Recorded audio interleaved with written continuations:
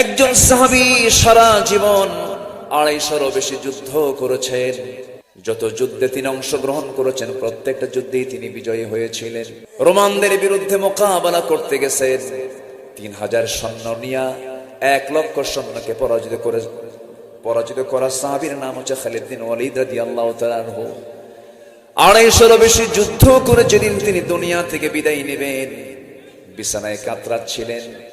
দ্বিতীয় খলিফার আমল চলছিল, ওমর ফারুক রাদিয়াল্লাহু তাআলাকে দেখা করার জন্য গেলেন। চোখের পানি ফেলে ফেলে বলছেন, খালিদ, আমি যদি তোমাকে কোনো কষ্ট দিয়ে থেকে আমারে মাফ করে দিও, আমি তোমাকে চিফ কমান্ডারের পদ থেকে, প্রধান সেনাপতির পদ থেকে তোমাকে আমি সাধারণ সৈনিক বানিয়েছিলাম। এর একমাত্র কারণ হলো সবার বিশ্বাস ছিল খালিদ যে যুদ্ধে যায় সেই যুদ্ধেই বিজয় হয়ে যায়। শিরকের একটা চিন্তা মাথায় চলে এসেছিল, এই জন্য তোমাকে